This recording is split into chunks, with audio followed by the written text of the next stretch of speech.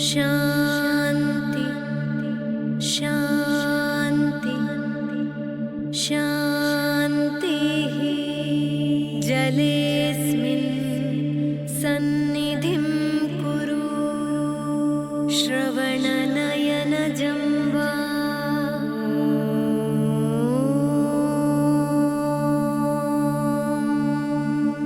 बुद्ध्यात्मना वा कायेन वाचा मनसेन्द्रियैर्वा सकलं परस्मै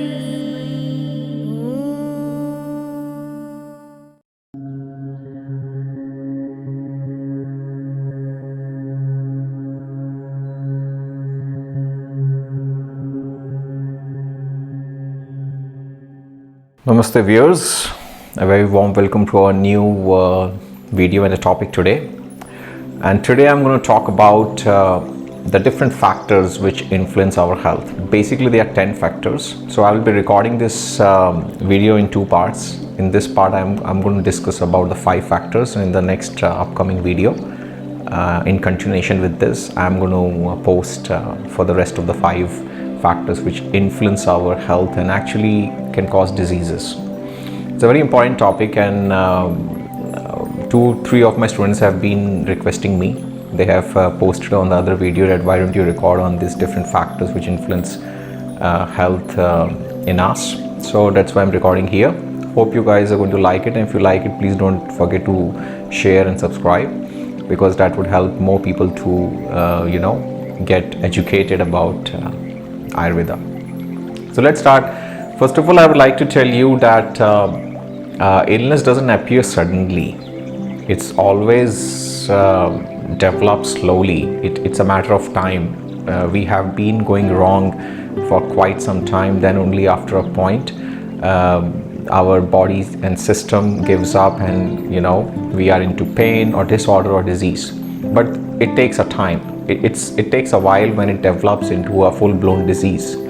Now there's a direct link between the factors that influence us and effects they produce. So in Ayurveda, I personally say that the cause is a concealed effect and the effect is a revealed cause. So it is very important to understand the cause and effect here. Whatever is the cause is nothing but it is actually going to give you an effect.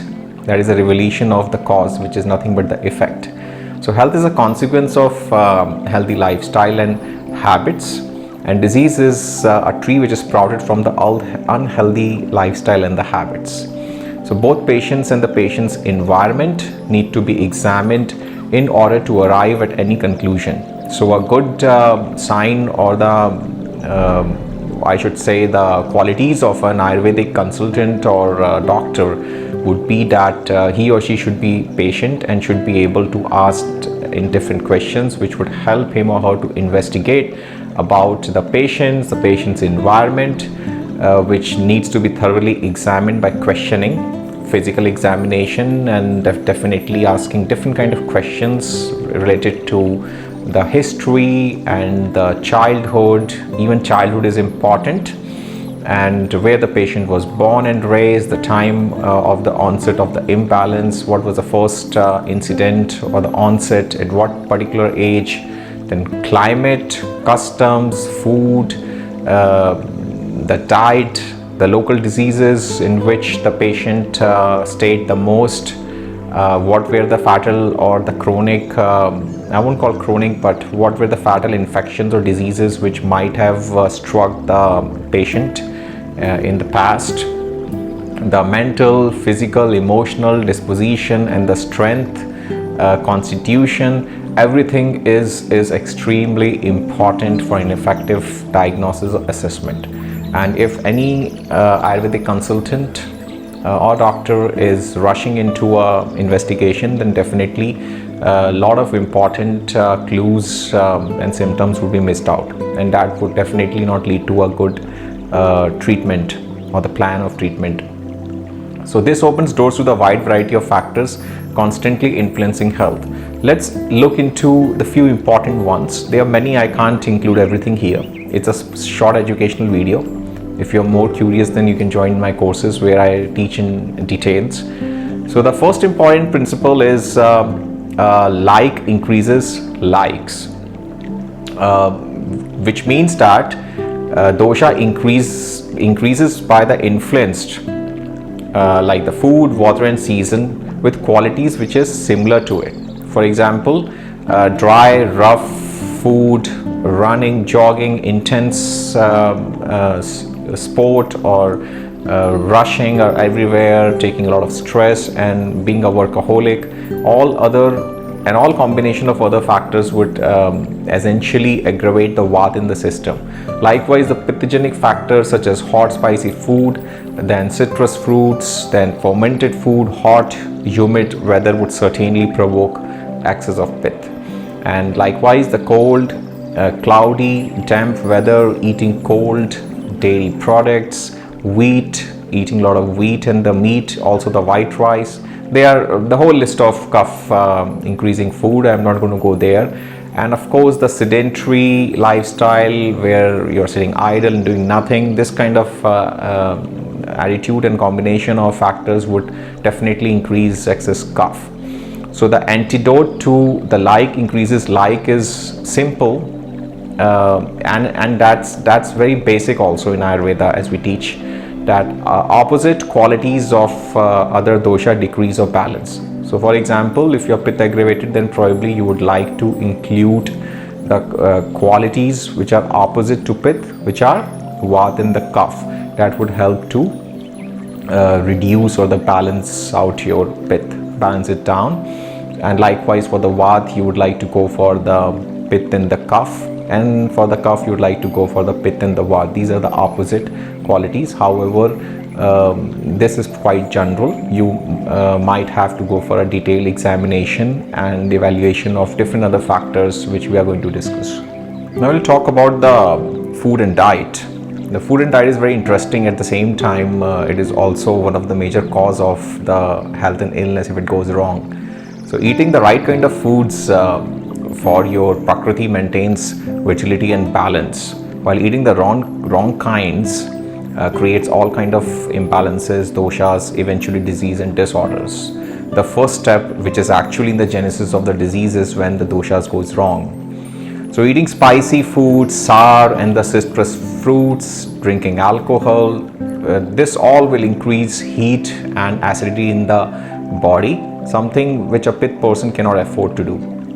For a vata person, dried fruits, the beans, all kind of beans like pinto, lima, chickpeas, red beans, all those beans, and the raw food like cabbage family, and excessive intake of salads in the raw food, astringent and the cold food would definitely increase and aggravate vata. And for kapha, consuming dairy, cold drinks and beverages, too much of intake of sweets, fatty, heavy foods will be counterproductive. So wrong food combinations, stale food with chemical additives, wrong eating habits such as eating too much at late night, or eating in rush, skipping meals, different meal timings like changing meal timings every day, would lead to or contribute to poor digestion and poor health. Why? Because in Ayurveda we say that your health is nothing but the state of your digestion. So if your digestion goes wrong, eventually you would fall in this vicious trap of dosha imbalancing and vitiation of dhatus and tissues, and eventually something would sprout out in the due course of time. So it's very important that we take care of our food and diet, and food and diet is actually one of the main potential causes of ill health. The next important factor which influences our health and makes us healthy or diseased or ill is season. I would call seasons, because there's just not just one season. Ayurveda classifies season according to their predominant dosha. For example, the windy, cool weather of autumn is largely vata, followed by the dark, damp, cloudy, cold qualities of winter. which is nothing but the kapha qualities. Early spring is still primarily kapha, as we know, and the late spring, as soon as the late spring arrives, then increased warmth, light and brightness express nothing but pith qualities, followed by summer, which essentially represents pith, as we know. So each of this season brings own challenges. The predominant dosha of the season tend to build up in that particular season the most, as we know, and at that time we need to be very careful, especially people with a specific dosha need to be more careful in that particular season which dosha is tend to be aggravate and accumulate. For example, Vat builds up in autumn, as we know. So Vat prone people should take care of opting for the anti-Vat. When I say anti-Vat, it means the diet which would reduce Vat, or the lifestyle. So they should opt for the anti-Vat diet and the lifestyle. Likewise, Pith aggravates and accumulates in late spring and summer, and Kapha aggravates in the winter and early spring. So the Pith and the Kapha people should also go for the anti-Pith and the anti-Kapha diet and the lifestyle respectively in their respective aggravating seasons. The fourth important factor causing illness or any state of your body is what kind of physical activity and workout you do, which you can also categorize as physical activity, workout or fitness, regimen or exercises, whatever you may call based on your liking. All I'm trying to say that you have to move your body, you have to do some physical work, activity, it could be anything, but I'm going to throw some light upon how and what you should be picking based on your prakriti or constitution, which dosha body type you are. Not so much in detail, but little bit of clues here. So physical acts or exercise can profoundly influence our health for better or worse. Regular exercise or practice of yoga improves the blood circulation. It increases the strength and stamina and also immunity. So it helps one to relax and sleep peacefully. It benefits your hearts and lungs, which are vital organs. Hearts and lungs are very important to function. The exercises, different kind of exercises are there. Some exercises helps to strengthen your lungs, others help to strengthen your heart. You have to choose it wisely, and also the routine is very important. And then it's also very effective for improving your digestion and elimination, which is equally important, and it also helps to purify and detox of the toxins through your perspiration and sweating. It increases your mental alertness and develops the key focus and the perception. On the other hand, the insufficient physical activity or overexertion or inappropriate exercise not properly selected for one's constitution can lead to ill health and imbalance. So lack of exercise essentially puts one at a higher risk of developing diseases like diabetes, hypertension, then arthritis and heart issues, and all kind of chronic diseases eventually would develop if people do not take care of exercising, any kind of physical workout or activity. So amount and intensity of exercise should be based on your constitution. That is very interesting. So because people randomly choose exercise, and rather than helping their body or balancing their dosha, they aggravate or imbalance it. So giving you a small clues here that kapha personalities can the most strenuous workouts. Pitta can handle the moderate amount of physical activity and workouts, whereas the Vata requires the gentlest exercises and workouts. Vata people are also attracted to fast moving active sports because Vata like a lot of movement, but they are not really capable of sustaining that kind of sports and activity, and they kind of burn themselves out. So I would say that they should avoid it. And then quieter exercises like walking or yoga are very good for Vata aggravating or the Vata personalities. They should leave the jogging and fast bicycling, aerobic, dancing, or action sports to the pith and the cuff people.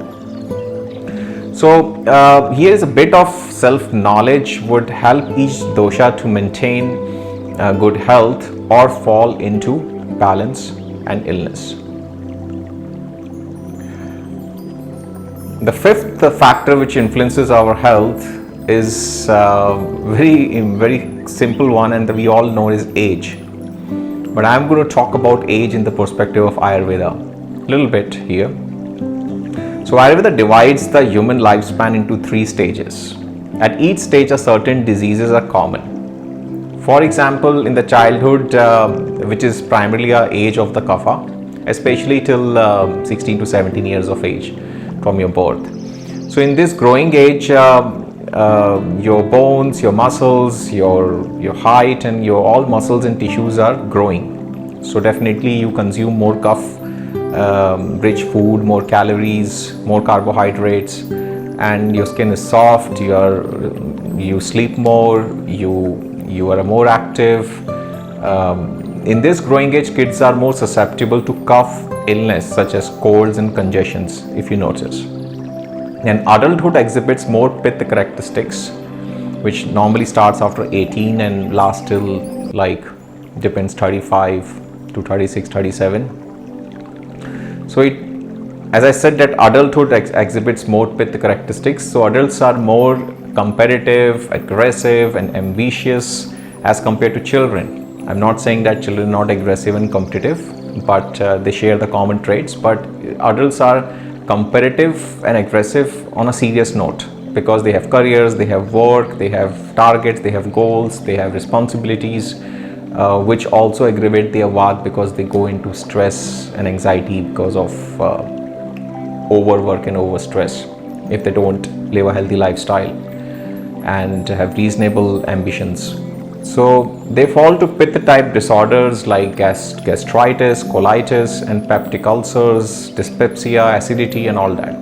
Old age is the age of vata. So elderly people sleep less and they have broken sleep. They are not lethargic, but they are not capable of doing a lot of activity because their joints, their muscles have become weak, and they tend to get constipation, frequent indigestion, bloating, and cracking and popping of joints, degenerative diseases like rheumatoid arthritis or joint pain, forgetfulness, Alzheimer's. So these are all characteristics of vata dosha, nothing else. This shows that each stage of life, our food and lifestyle and habits should pacify the dominant dosha. So if you're in the childhood, then you should take care of reducing your cough because that's a dominant dosha. If you're in your adulthood, in your middle age, adolescent to your middle age, you should take care of pacifying your pith. And if you are in the old age, maybe after 45 or 50, there are different time brackets, age brackets, and the time brackets for the combination doshas as well. I'm not going to go into that. It would make this video very long. So obviously, in the old age, the vata people should really try to engage themselves in a food and habits and lifestyles, which would reduce vata. So hope this video was informative, and it has not been finished. As I said that there are 5 more factors. When I started, I said 10 factors influencing your health, either make you balanced and healthy or diseased or ill.